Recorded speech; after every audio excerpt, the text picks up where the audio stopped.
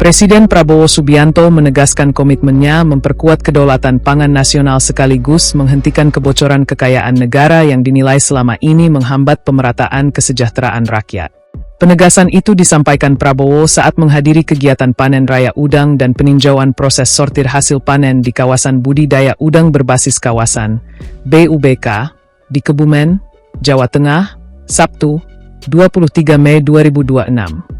Dalam sambutannya, Prabowo mengklaim capaian pemerintah selama 19 bulan masa kepemimpinannya, terutama pada sektor pangan yang menurutnya menunjukkan perkembangan signifikan menuju kemandirian nasional. Presiden menyebut Indonesia saat ini telah mencapai swasembada pada sejumlah komoditas pangan strategis, termasuk beras dan jagung. Sementara itu, pemerintah masih melanjutkan upaya untuk mewujudkan kemandirian pada sektor produksi daging. Menurut Kepala Negara, capaian tersebut menjadi modal penting bagi Indonesia di tengah kondisi global yang masih dibayangi konflik dan ketidakpastian geopolitik. Ini sudah kita kerjakan, mungkin 4 tahun lagi, 5 tahun lagi kita swasembada daging. Pangan relatif kita aman, ujarnya. Alhamdulillah, banyak yang sudah kita capai, ya. Kita sekarang sudah swasembada pangan, sudah swasembada beras, jagung, kemudian protein kita, ya, telur, ayam, daging kita masih belum. Ini sedang kita kerjakan, mungkin kita 4 tahun lagi, 5 tahun lagi kita swasembada daging, ya.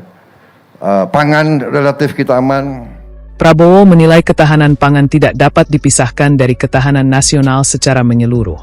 Karena itu, pemerintah juga terus memperkuat sektor pertahanan untuk menjaga stabilitas dan melindungi sumber daya strategis nasional. Di hadapan pelaku sektor perikanan dan tamu undangan, Prabowo juga menegaskan pentingnya pengelolaan sumber daya alam secara mandiri sesuai amanat Undang-Undang Dasar 1945. Menurut Prabowo, kekayaan alam Indonesia harus dimanfaatkan sebesar-besarnya untuk kepentingan rakyat, bukan hanya kelompok tertentu. Di dunia banyak sekarang pertikaian, perang di mana-mana. Kita bersyukur ke Yang Maha Kuasa kita masih tidak terlibat. Tapi kita waspada.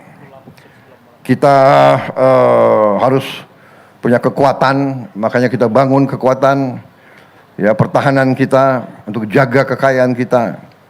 Dan sekarang kekayaan kita kelola sendiri. Kita tidak mau kekayaan kita terus-menerus dipermainkan oleh orang-orang tertentu, oleh negara-negara tertentu. Dan ini sudah kita lakukan, harus kita lakukan. Ini perintah dari Undang-Undang Dasar, dan ini untuk kemakmuran seluruh rakyat Indonesia, bukan segelintir. Prabowo juga kembali menyinggung pidatonya di hadapan MPR RI pada 20 Mei 2026 mengenai kebocoran sumber daya nasional. Ia menegaskan pemerintah akan menggunakan seluruh instrumen negara untuk memastikan kekayaan nasional memberikan manfaat nyata bagi masyarakat luas. Menurut Prabowo, tujuan utama dari seluruh agenda tersebut adalah agar hasil pembangunan dapat dinikmati secara merata oleh seluruh rakyat Indonesia. Indonesia sungguh-sungguh sangat kaya, tapi terlalu banyak kekayaan kita bocor, dan kebocoran ini harus kita hentikan. Dan saya bertekad, saya akan berusaha sekeras tenaga saya dan tenaga semua pembantu saya. Kita akan berbuat apa saja yang diperlukan untuk menghentikan kebocoran kekayaan rakyat Indonesia.